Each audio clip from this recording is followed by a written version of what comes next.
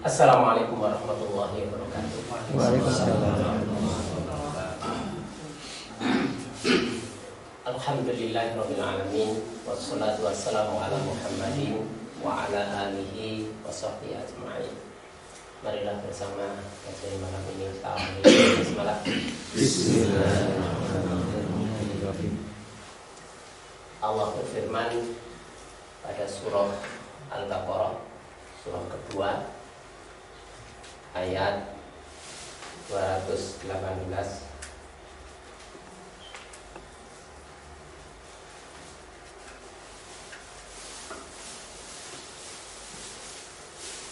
A'udzubillahi minasyaitonir rajim.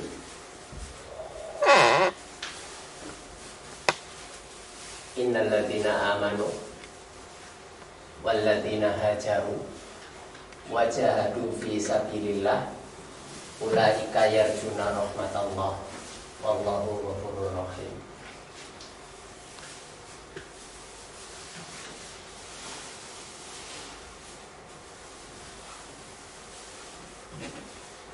Sesungguhnya orang-orang yang beriman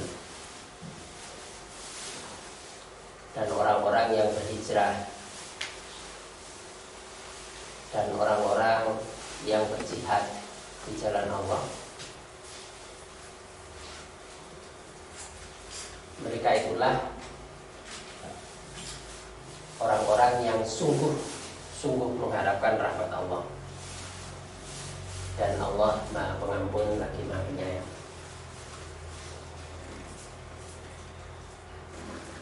Manusia itu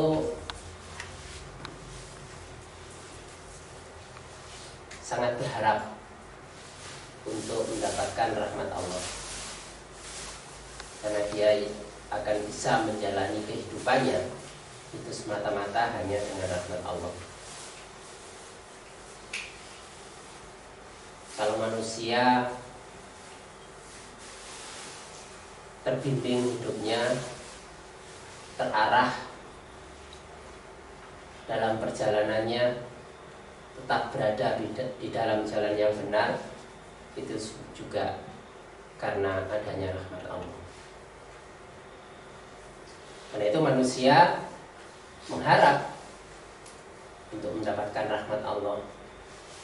Tapi jawaban Allah dalam Al-Quran, siapa yang sungguh-sungguh mengharapkan rahmat Allah, ayat ini mengatakan adalah mereka yang beriman, mereka yang mau berhijrah, dan mereka yang sedia berjihad di jalan Allah. Ini jawabannya. Maka itu menjadi ukuran adanya iman, kesediaan hijrah dan jihad itu untuk melihat seorang itu punya harapan sejati untuk mendapatkan rahmat Allah, atau harapan yang sifatnya hanya ikut-ikutan, mengharap tanpa kesadaran, tanpa pemahaman, tanpa ada getaran dan greget rasa di dalam hatinya. Adapun amanu, kata amanah sendiri 50 tambah waw alif, jumlahnya 77 nilainya. Hajaru nilainya 70, jahadu nilainya 68. Ini jumlah seluruhnya 215.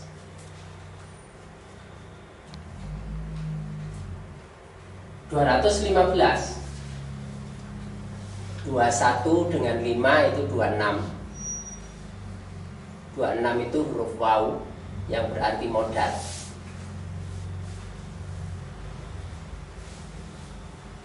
21-nya sendiri itu qaf, berarti pemikiran. 15-nya dot, berarti langkah nyata. 15 tambah 2 17 dok kebenaran. 2 tambah 1 tambah 5, 8. Hidup, kehidupan.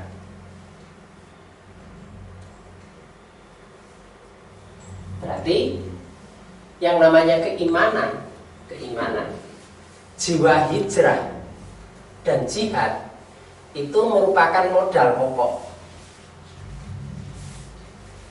bagi aktivitas berpikir maupun berbuat nyata untuk menegakkan kebenaran pada kehidupan. Karena itu, ini menjadi syarat bagi diperolehnya rahmat Allah. Modal pokok dalam pemikiran dan langkah nyata untuk menegakkan kebenaran dalam kehidupan. Yang ini dimaksudkan supaya memperoleh kehidupan yang berkualitas tinggi. Jumlah seluruhnya ini 87. Surah 87 Al-A'la. 8-nya hidup, 7 tingkat tertinggi. Memperoleh kehidupan dengan kualitas tingkat tertinggi. Al-A'la.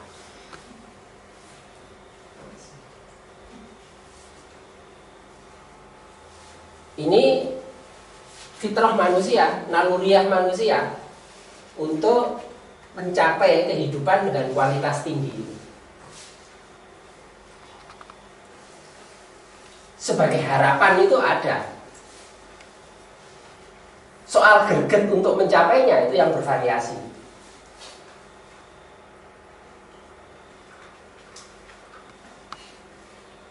Jiwa manusia kalau diminta memilih yang bagus dengan yang jelek, itu milih yang ini. Bagus. Oh, iya. Mesti seperti itu. Wong urip kadang-kadang ono sing gawe perencanaan ya, San. Sakmene kudu iso ngene, tahun iki kudu iso ngene, tahun iki iso ngene. Itu bagian desakan dari dalam itu seperti itu. Hanya arahnya kemana itu nanti yang macam-macam. Hidup dengan kualitas tinggi. Kalau orang-orang tiba-tiba punya pandangan yang berbeda, terus ora usah ngono-ngono wis ngene, nah, itu mesti ada sesuatu yang mengganggu. Terus yang mengarahkan pada putus asa.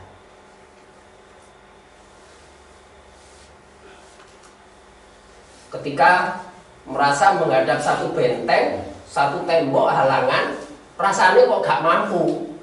Terus ora usah ngono wis. Tapi sajane kepinginnya isih tetep iso. Isih tetep ono. Sabar. Iya. Jadi kalau dalam psikologi itu ada istilah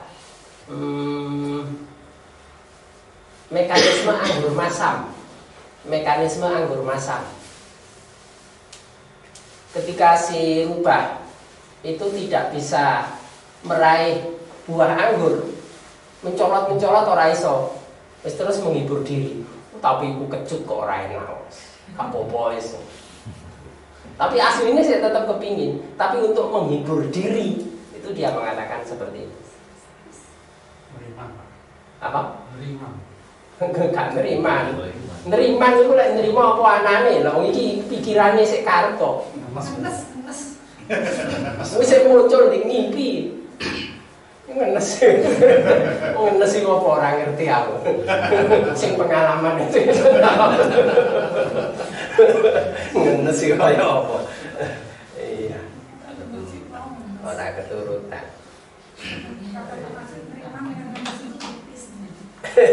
Beda tipis ya antara nerima dengan ngenes. Lek didelok kok mringise meh padha. Tapi getaran atine sing siji, getaran atine sing siji. Pak, tanya Pak. Iya. Modal pemikiran langkah nyata kebenaran hidup di situ. Tadi dikatakan ada suatu keinginan-keinginan untuk memprogram kehidupan itu. Iya. Itu. Terus yang apa bedanya Pak dengan tawakal? Oh iya, nanti ada penjelasannya. Iya, di bawah ini Mas. Tulisannya belum muncul. Itu pikirannya loncat. Iya. Iya. Ada. Nanti. Ini loh ada di sini. Ini di sini. Bentar. Ini di sini tentang tawakal nanti ya. Ya. Sini. Kehidupan dengan kualitas tinggi itu adalah kehidupan yang mulia. Siapa orang yang tidak ingin hidup mulia? Jadi pengertian hidup dengan kualitas tinggi itu adalah hidup mulia. Orang yang tidak ingin hidup mulia itu artinya dia menolak kehendak Allah. Wong Allah berkehendak untuk memuliakan manusia kok. Walaqad karramna bani Adam. Itu sudah pakai lam takkid, pakai qad. Lam takkid itu untuk menyatakan sungguh. Qad itu juga sungguh. Jadi sungguh-sungguh yang berlipat ganda. Allah memuliakan bani Adam.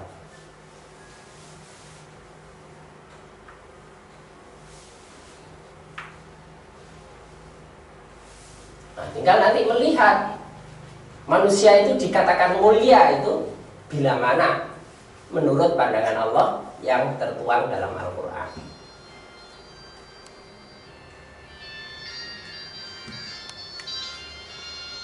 Nah, karena itu yang namanya memperbaiki keimanan, kualitas hijrah dan jihad itu pengaruhnya langsung pada peningkatan kualitas hidup menuju kehidupan yang mulia.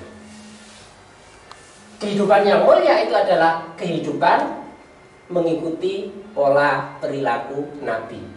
Karena 87 itu selain merujuk pada surah Al-A'la, 87 itu juga nilai kata kariman, artinya mulia, juga nilai kata nabiyun, artinya nabi. Itu ukurannya.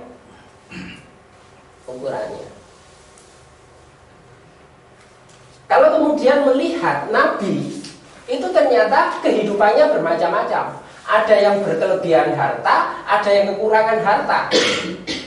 Padahal Nabi itu tidak ada Nabi yang tidak mulia. Semua Nabi itu mulia. Berarti harta itu bukan ukuran kemuliaan.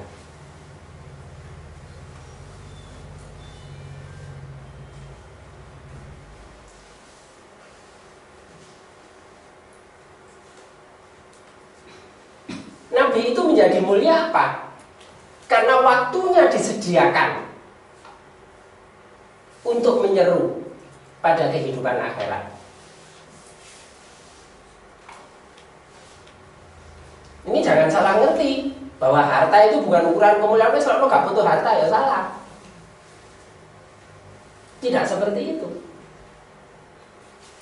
Tapi bagaimana menjadikan harta itu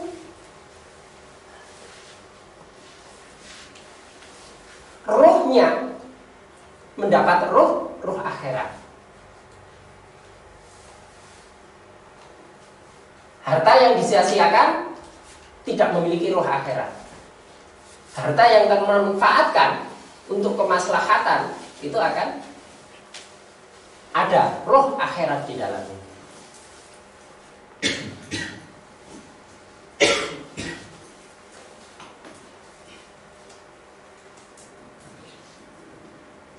Karena hartanya itu belum bisa dinilai apa-apa. Ukuran harta itu berdasarkan hadis, la tazulu qadama abdin hatta yus'ala an arba'in. Tidak bergeser telapak kaki manusia sehingga ia ditanya tentang 4 hal. Salah satu pertanyaan mengenai harta. Dari mana diperolehnya? Dan untuk apa digunakannya? Jadi bukan hartanya, tapi ukurannya memperolehnya seperti apa, penggunaannya untuk apa. Jalan memperoleh dan saluran penggunaan Itu yang akan menentukan keadaan orang itu mulia sebagaimana para nabi atau tidak.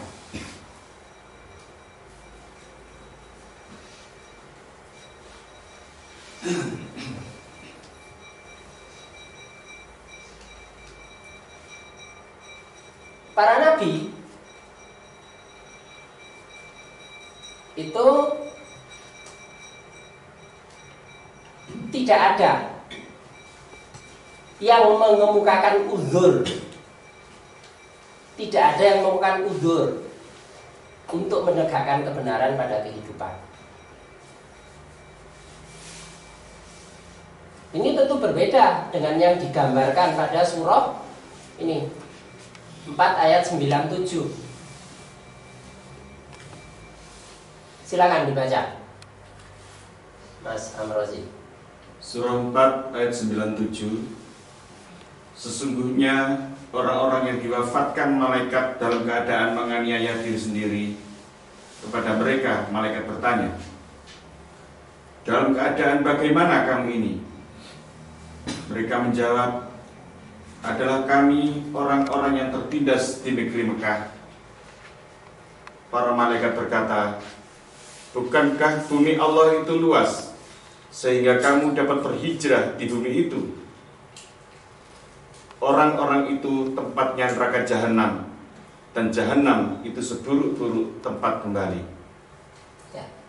Orang-orang yang dikatakan dzalimi anfusihim, menganiaya dirinya sendiri. Kenapa? Karena ia sesungguhnya mampu berbuat, tapi karena pandangannya, karena bayangan-bayangan yang timbul padanya, membuat dia tidak berbuat. Karena bayangan-bayangan ketakutannya dan macam-macam yang mengganggu, mestinya ia bisa memilih jalan yang benar, tetapi ia meninggalkan kebenaran itu. Ini orang-orang yang menganiaya diri sendiri. Dalam riwayat apa? Setelah Rasulullah hijrah ke Madinah, tidak seluruh orang yang sudah mengaku Islam, yang sudah masuk Islam, yang sudah menyatakan iman, itu ikut hijrah. Di antaranya ada sejumlah orang yang masih menyembunyikan keislamannya, karena tantangannya sangat berat kehidupan di Mekah, fitnahnya sangat besar.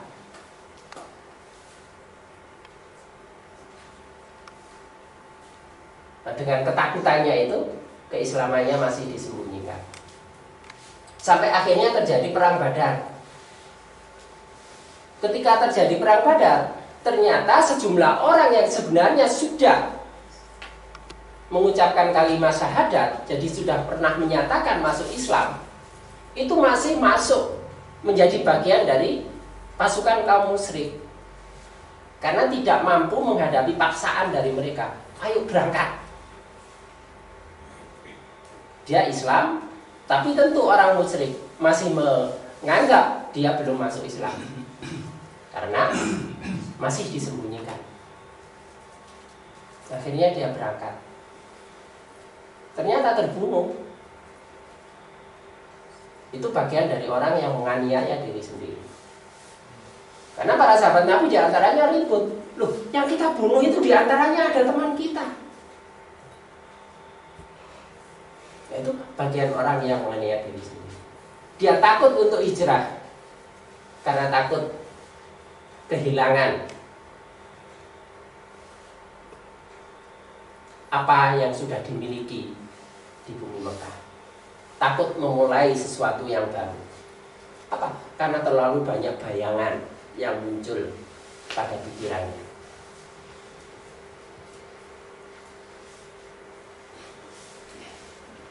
Maka mereka itu ditanya oleh malaikat, dalam keadaan bagaimana kamu ini? Kamu mati ini dalam keadaan bagaimana?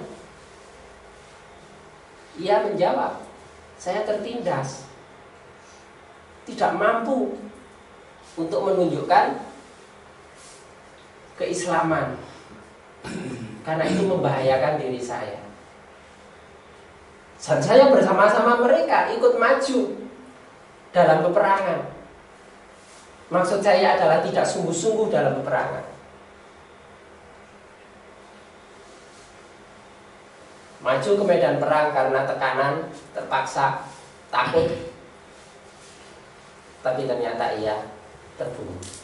Ini namanya menganiaya diri sendiri. Lalu dikatakan, bukankah bumi Allah itu luas? Kalau memang tertindas di bumi Mekah, mengapa tidak hijrah? Bumi Allah itu luas. Bumi luas itu memungkinkan kamu untuk hijrah, tapi tidak melakukannya, maka tempatnya adalah neraka jahanam. Na'udzubillah min dzalik.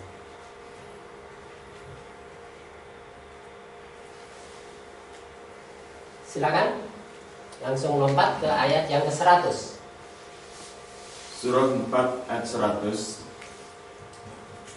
Barang siapa berhijrah di jalan Allah, niscaya mereka mendapati di muka bumi ini tempat hijrah yang luas dan rezeki yang banyak.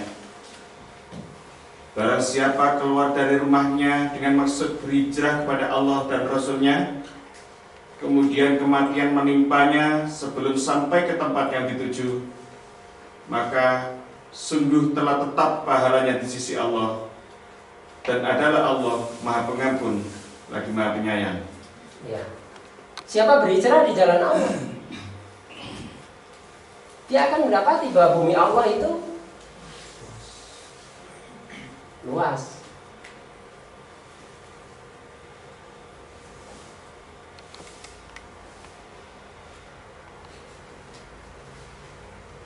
Kalau diambil makna itu sebagai bumi itu sebagai hati, sebelum memulai itu rasanya kayak sempit, tapi ketika dijalani ternyata enggak. Saya sering pada mahasiswa saya mengatakan, apa yang menghambat kamu untuk menyelesaikan skripsimu? Nulis gak dadi-dadi. Beratnya itu ketika mau memulai. Padahal wis mlaku, iku yuk jalan.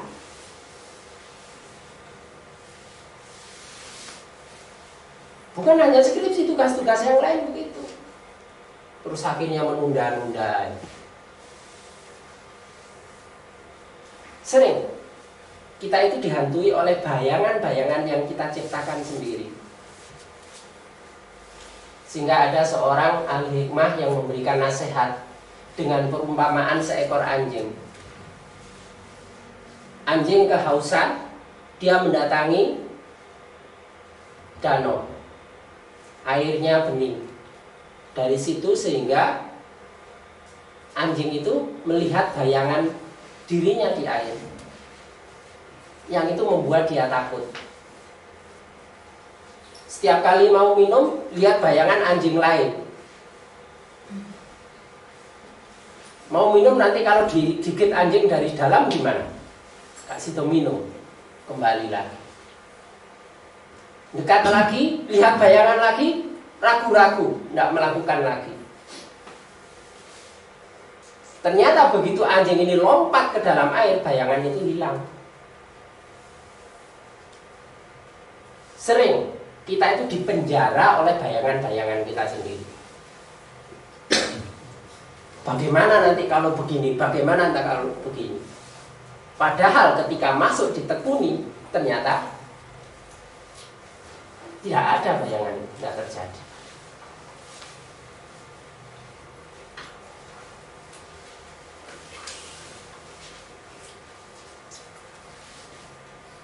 Yang membuat orang itu menjadi gila itu kan karena kebiasaan suka memunculkan bayangan-bayangan itu.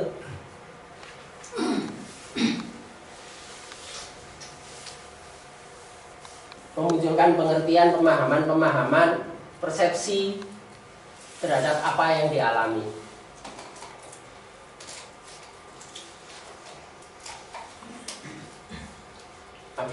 Lihat ada orang bisik-bisik, terus pikirannya, katoke iku sing diomongno aku, rasane aku.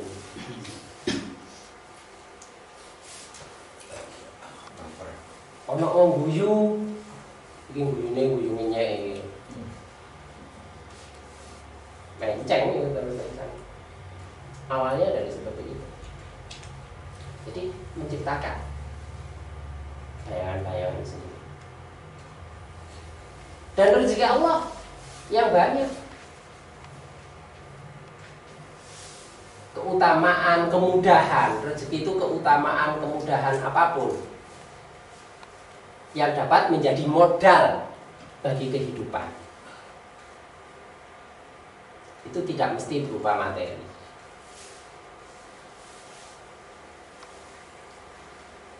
Dan barang siapa yang keluar dari rumahnya, niatnya adalah untuk berhijrah kepada Allah dan Rasul-Nya, kemudian kematian menimpanya sebelum sampai di tempat tujuan, pahalanya telah ditetapkan.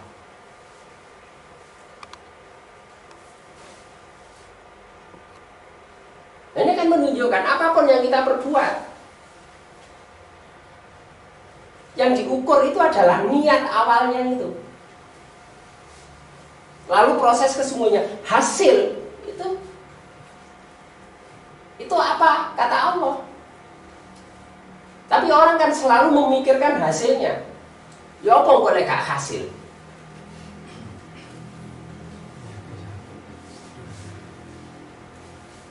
Padahal ini mengajarkan tentang nilai berbuatnya itu. Niatnya yang benar dan berbuatnya. Hasilnya itu bagian dari rezeki Allah. Dan Allah kalau sudah memberikan rezeki, gak usah khawatir salah alamat. Nggak akan salah alamat. Kalau bagiannya. Kalau dikatakan, kalau Allah menahan, tidak ada yang bisa mempercepat. Kalau Allah yang mempercepat, tidak ada yang bisa menahan. Nah, ini kan sesuatu yang pasti. Tapi manusia sering menghabiskan energi untuk memikirkan ini. Bukan pada nilai, meluruskan niat dan berbuatnya. Maka sesungguh pahala tetap ditetapkan. Dan Allah Maha Pengampun lagi Maha Penyayang. Karena itu pertanyaan-pertanyaan tentang sholat gak khusyuk gak apa-apa. Wis orang usah mikir sampai khusyuk apa enggak. Yang penting sholat itu tidak niat main-main, sholat dengan penuh kesungguhan. Khusyuknya itu nanti bagaimana Allah memberikan. Karena itu bagian dari karunia Allah. Sampai umur SKT entek belum tahu rasane khusyuk gak apa-apa. Gak apa-apa. Pola ya salate yo penyenyengan. Ya apa iso khusyuk. Iya.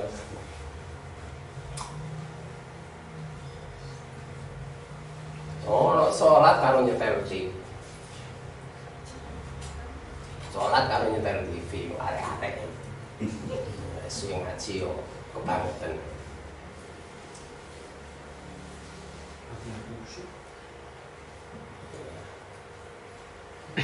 Nih, kembali kepada bahasan yang tadi. Kehidupan kualitas tinggi yaitu kehidupan mulia sebagaimana para nabi. Nah, kemuliaan nabi itu adalah karena aktivitas pokoknya menyeru pada kehidupan akhirat. Keadaannya, fisiknya, jasadnya bukan ukuran.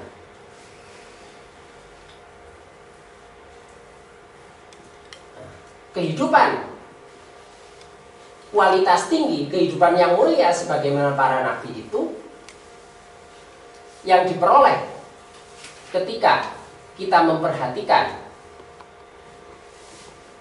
keimanan, hijrah dan jihad. Itu adalah dalam rangka sebagaimana disebutkan pada surah 8 ayat 7. Wa yuridullahu ayyuhiqqal haqqo bi kalimati. Supaya itu kita punya andil. Jadi orang yang hidup mulia itu adalah siapa saja yang punya andil terhadap kehendak Allah. Apa? Untuk membenarkan yang benar dengan kalimah-kalimahnya dan memusnahkan kekafiran. Wa yaqta'a dairul kafirin.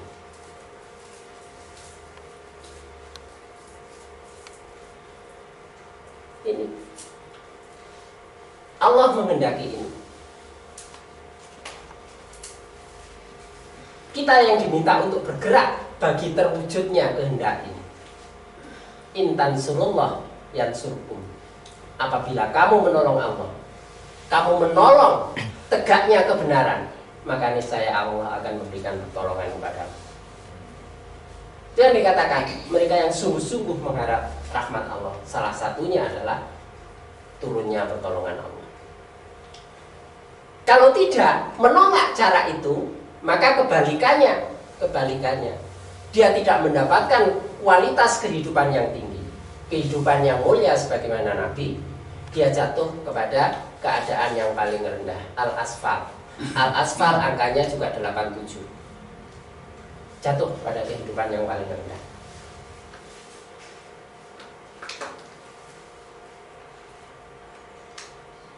Nah itu, hidup tidak boleh meninggalkan 3 hal itu sebagai jalan untuk mendapatkan rahmat dan pertolongan Allah.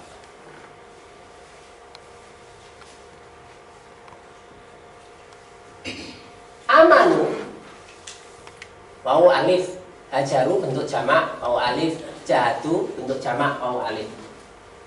Semua ada wau alifnya. Sebagai petunjuk ini bentuk jamak. Berarti untuk tegaknya kebenaran, li'ilah kalimatilah, yuhiqal haq.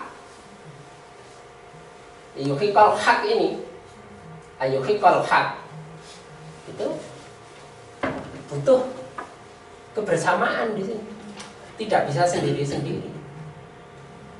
Kebersamaan jamaah itu ya sebenarnya tubuh ini. Tubuh ini dalam tatanan jamaah. Dan semua mengikuti satu komando. Kalau ada perintah dari hati ke otak, otak ke anggota tubuh yang lain, ayo jalan ke arah sana, kakinya jalan, tangannya ya melok, mosok sikile rono, tangannya rono, ya ora iso. Dalam jalan ini semua ikut bekerja, mata bekerja, ini bekerja, pikirannya bekerja, semua dalam satu tujuan. Jamaah itu begitu. Kalau masing-masing nggak terkoordinasi ya sikil terus melaku dewe ya ora dadi dandanan.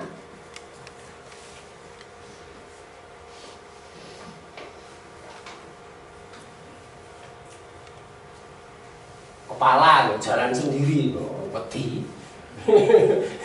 Tapi semua sisi, semua segi itu dirancang. Kita lihat nanti sejarahnya bagaimana Rasulullah ketika hijrah. Ini jamaah. Wawu alif itu 27. 27 itu hak.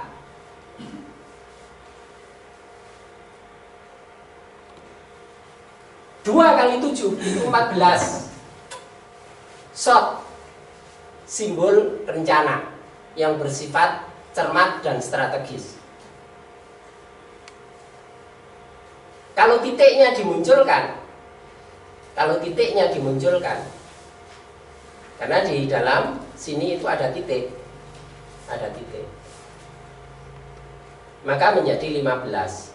Dot, langkah nyata yang dilaksanakan secara tepat dan waspada. 27 itu hasil dari 9 kali 3. 93 itu kata wakala, tawakal atas takdir Allah. Jadi yang namanya tawakal itu tidak lepas dari rencana dan langkah nyata.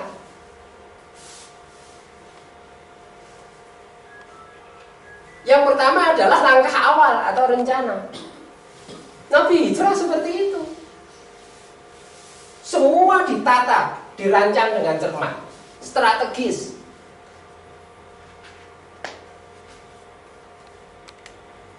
Nabi memilih waktu untuk keluar dari rumahnya itu saat orang sedang lengah, sebelum subuh. Sebelum subuh itu kan biasanya orang lengah. Kenapa? Enak-enak itu turu loh. Gak tahu ngalami turu saat durunge subuh. Kulino melek ya, jadi orang iso ngrasakno ya. Iya. Saat lengah. Minta Ali untuk tidur di kamar Rasulullah, untuk mengelabui mereka. Nabi keluar dengan hati-hati. Datang menuju rumah Abu Bakar. Memilih waktu siang hari. Tidak biasanya Nabi itu kalau berkunjung siang hari. Tengah apa itu? Panas. Entang-entang itu. Tidak pernah itu dilakukannya. Tapi Nabi memilih waktu yang tidak biasa.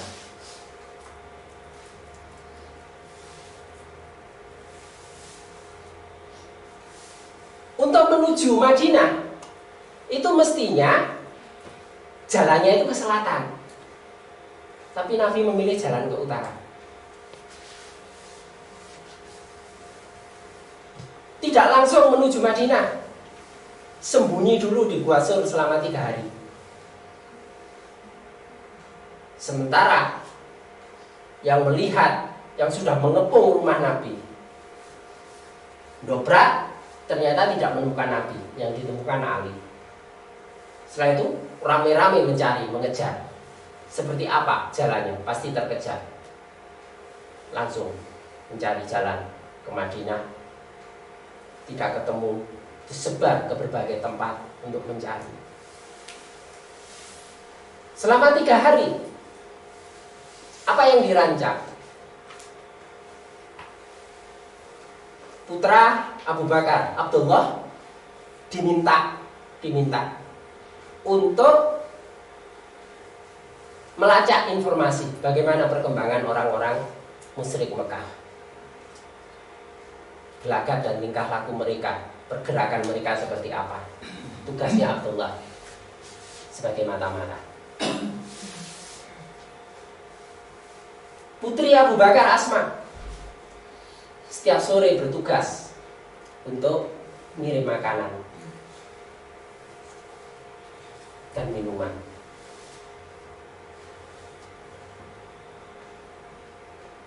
Pembantu Abu Bakar yang menjadi pengembala, Amir bin Fuahah, bertugas setiap kali Abdullah baru lewat untuk menyampaikan informasi kepada Nabi di Gua Sur, ataupun Asma habis jalan dari rumah dengan membawa makanan, selalu diikuti dengan kambing-kambing itu supaya lewat di jalan yang baru mereka lewati, sehingga jejaknya terhapus. Itu sudah dirancang dari awal, ditugaskan, diatur seperti itu.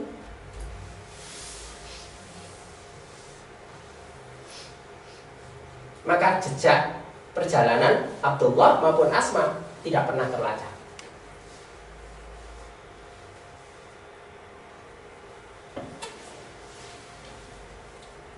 Rencananya seperti itu, rancangannya, rencana cermat strategis, pelaksanaannya dengan penuh kewaspadaan, hati-hati.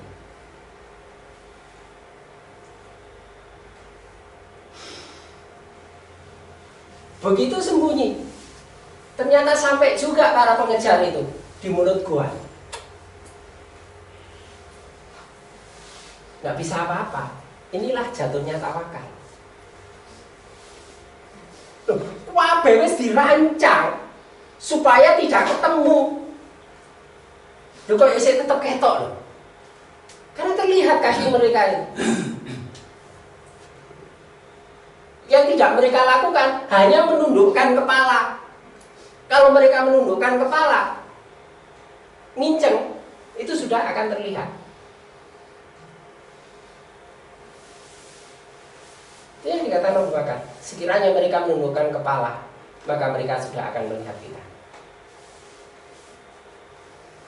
Udah dirancang. Sing mestine ke selatan, milih jalan ke utara, tidak langsung berjalan, tapi sembunyi dulu, berdiam diri dulu.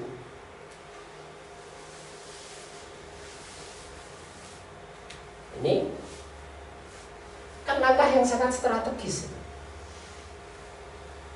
Sebab orang semangat tinggi itu kan pada awal-awal. Nanti ketika sana nggak ketemu itu kan terus menurun kewaspadaannya. Saat itulah lebih lempang, lebih aman untuk jalan. Tapi sudah dirancang begitu. Jejaknya sudah dihapus. Ternyata mereka sampai juga di mulut gua.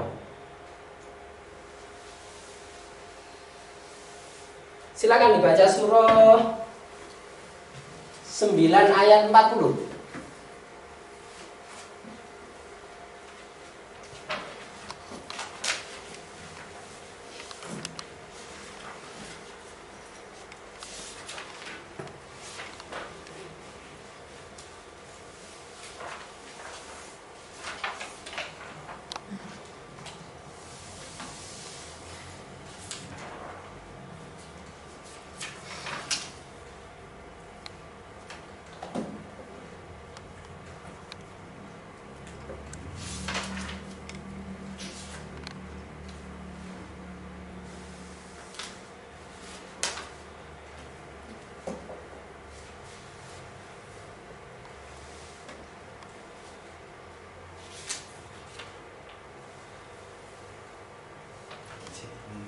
Ketemu enggak? Masa enggak ada surah 9? Tak ganti nih Qur'ane. Berarti pencetakannya enggak benar. Jika kamu tidak menolongnya Muhammad, Ya. sesungguhnya Allah telah menolongnya, yaitu ketika orang-orang kafir mengusirnya dari Mekah, sedang dia salah seorang dari 2 orang ketika keduanya berada dalam gua. Ketika itu dia berkata kepada sahabatnya, "Jangan kau bersedih, sesungguhnya Allah bersama kita." Maka Allah menurunkan ketenangan kepadanya Muhammad dan membantu dengan bala tentara malaikat-malaikat yang tidak terlihat olehmu, dan dia menjadikan seruan orang-orang kafir itu rendah. Dan firman Allah itulah yang tinggi. Allah Maha Perkasa, Maha Bijaksana. Ya itu. Letak tawakal itu di situ. Jadi sudah dalam keadaan seperti itu, semuanya sudah dipersiapkan, semuanya sudah dilakukan seoptimal mungkin, sudah hasilnya diserahkan pada Allah. Di situ letak tawakal. Allah beserta kita. Nah, ketika diajarkan pada Abu Bakar bahwa Allah beserta kita, saat itu menjadikan hati itu tenang. Innallaha ma'ana. Allah beserta kita. Menjadi tenang dan hilang kesedihannya. Mengapa orang kacau dan sedih? Mafhum mukhalafahnya gimana? Kalau hadirnya Allah itu menghilangkan kesedihan dan memberikan ketenangan, sebaliknya kalau tidak hadir, kalau sedih. Karena itu ala bidzikrillah tatma'innul qulub. Dengan berkesadaran pada Allah, yang menghadirkan Allah di dalam hati, itu akan menjadikan tenang. Ini letaknya tawakal.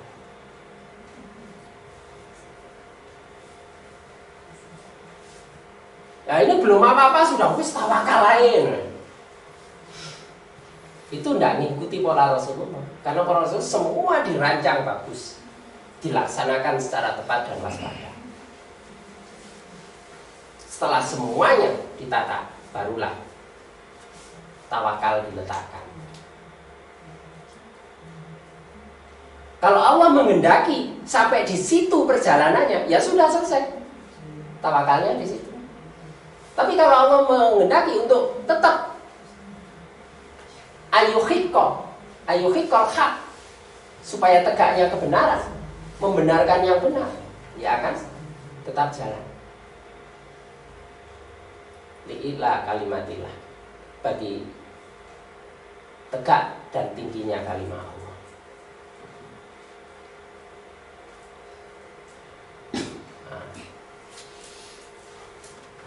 Berlangkah awal, cermat, strategis.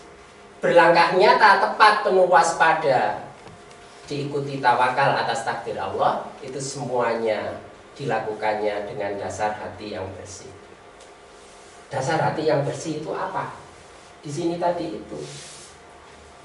Jadi hijrahnya itu semata-mata kepada Allah dan Rasul. Itu bersih, tidak untuk tujuan yang lain. Karena kan ditemukan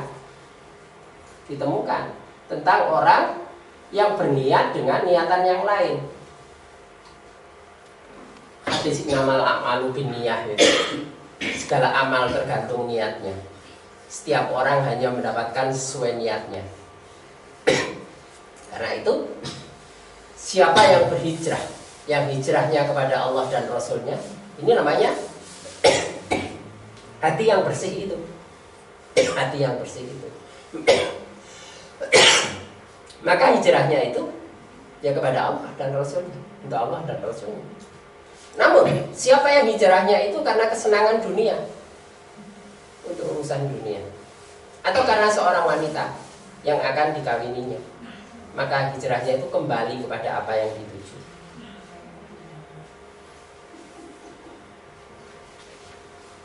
Fahijratuhu ila ma hajara ilaihi. Karena memang ditemukan sebagian yang berhijrah itu hanya karena melihat calonnya hijrah. Dan nggak melok hijrah hilang, terus melok.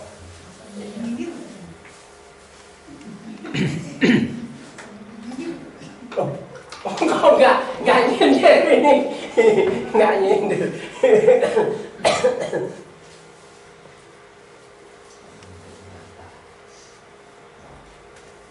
Ada yang niatnya seperti itu. Niat dunia. Sebab keluarganya hijrah. Kalau tidak terputus hak warisnya, tidak akan dapat bagian. Itu memang hijrah.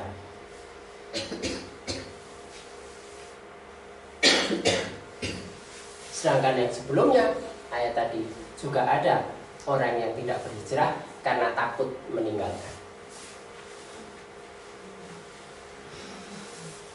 Tapi yang dengan keyakinan, seperti Abdurrahman bin Auf, semua ditinggalkan.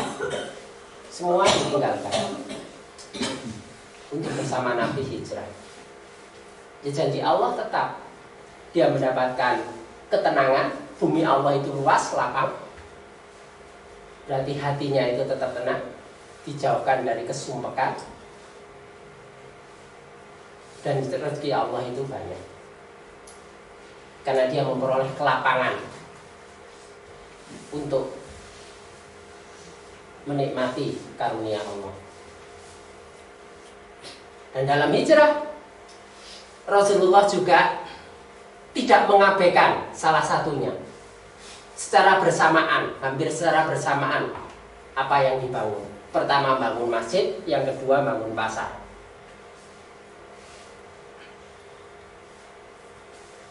Karena tegaknya kehidupan itu dengan itu. Orang terus bangun masjid dong. Pasar juga dibangun. Tapi bagaimana? Pasar yang benar. Ekonomi dibangun.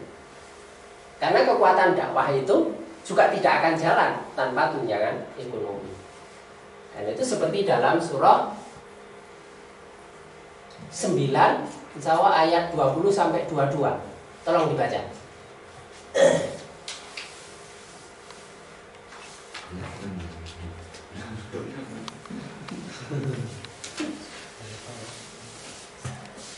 ngomong baca Quran ngantuk.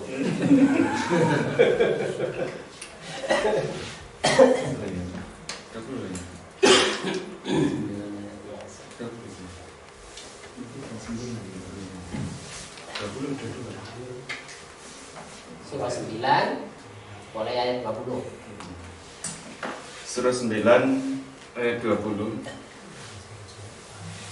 Orang-orang yang beriman dan berhijrah serta berjihad di jalan Allah dengan harta benda dan diri mereka adalah lebih tinggi derajatnya di sisi Allah, dan itulah orang-orang yang mendapat kemenangan. Ya, itu derajat tinggi itu kualitas terbaik. Kualitas terbaik itulah orang-orang yang mulia. Ya, dilanjutkan. Ayat 21. Rob mereka menggembirakan mereka dengan memberikan rahmat daripadanya, keridhaan dan surga. Mereka memperoleh di dalamnya kesenangan yang kekal. Ayat 22. Mereka kekal di dalamnya selama-lamanya. Sesungguhnya di sisi Allah lah pahala yang besar. Ya.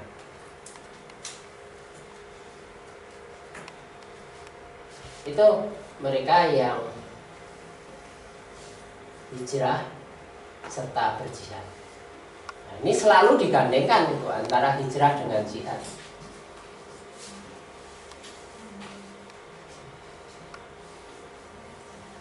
Ternyata hijrah dan jihad itu dengan harta benda dan jiwa.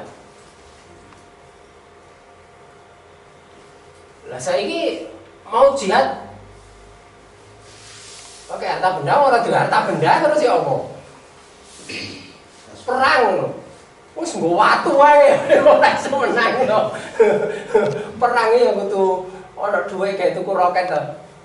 Iya, nggo watu wae wis tawakal wis Allah nggendaki menang ya mati kabeh. Ya bisa seperti itu. Dan nyali, harus punya nyali jiwa. Kenapa? Karena keyakinannya ialah orang yang gugur di jalan Allah, itu Allah memberikan kehidupan yang baik. Allah menjanjikan kemenangan bagi orang yang beriman. Kalau jihadnya itu dalam bentuk perang, kalau jihadnya dalam bentuk, karena jihad tidak selalu perang. Penyediaan harta itu bagian dari jihad. Penyediaan tenaga bagian dari jihad. Pemikiran. Tapi kok terus aku tak jihad mikir. Ya. Soalnya bagian dari jihad.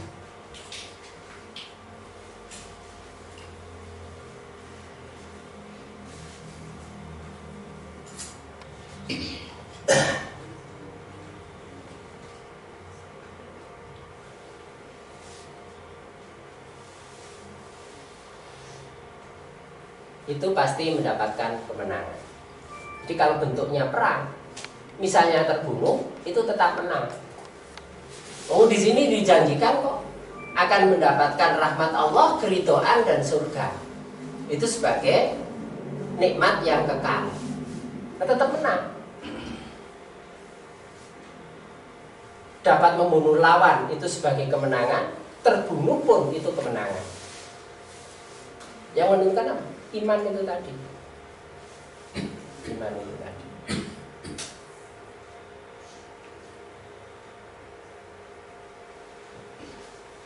Nah, itu yang dikatakan orang beriman itu selalu menang. Keadaannya seperti apa?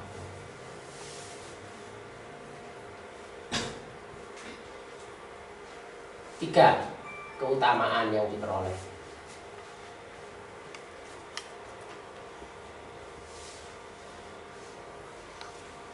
Adapun hijrah itu selalu dikaitkan dengan jihad. Karena mengadakan langkah perubahan itu tanpa jihad itu tidak akan tercapai. Arah jihad itu kemana sih? Arah jihad atau arah hijrah itu kemana? Hijrah itu untuk membawa perubahan dari kehidupan gelap pada kehidupan terang. Ini hijrah.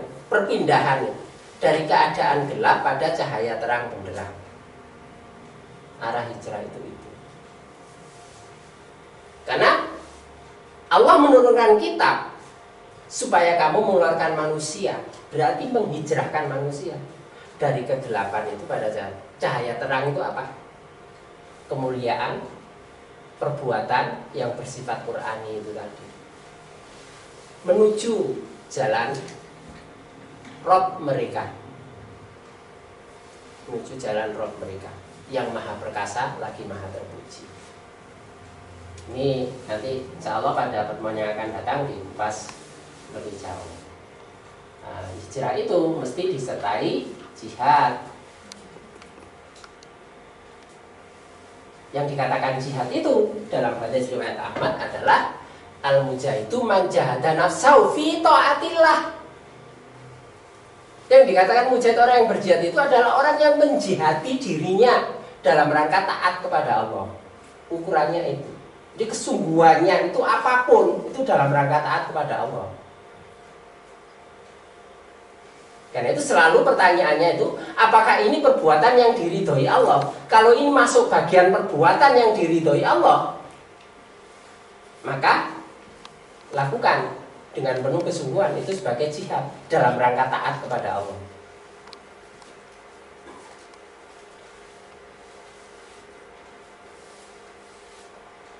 Nah, Sunan Bonang aja ngajari taat itu sampai soal makan.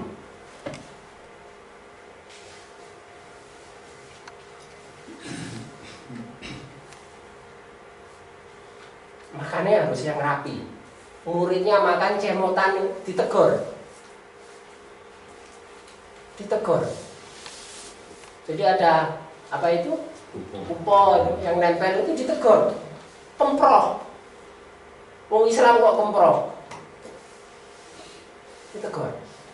Akhirnya uponya ini diambil, dibuang. Dolim. Jadi upone nempel nih kene iku dirono kemproh, upone diguak, dirono dolim. Kenapa? Karena Allah disia-siakan.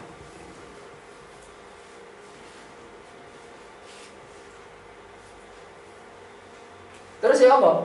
Mestinya upone dijukuk terus dipangan. Ternyata penyelesaiannya tidak seperti itu. Boleh silakan upo itu dibuang, tapi niatkan ini untuk kau berikan pada makhluk Allah yang lain. Jatai semut. Ternyata niatnya harus seperti itu. Ngajari muridnya. Jadi tidak ada yang disia-siakan. Itu bagian dari jihad dalam rangka mencari Allah. Sampai soal yang kecil. Dan muhajir. Wal muhajiru man hajara manahallahu an. Dan orang yang berhijrah adalah orang yang meninggalkan apa-apa yang dilarang oleh Allah. Ya sudah. Perjalanannya dengan penuh kesungguhan itu dalam rangka ketaatan kepada Allah. Apa yang ditinggalkan itu adalah meninggalkan apa yang dilarang oleh Allah. Ya sudah.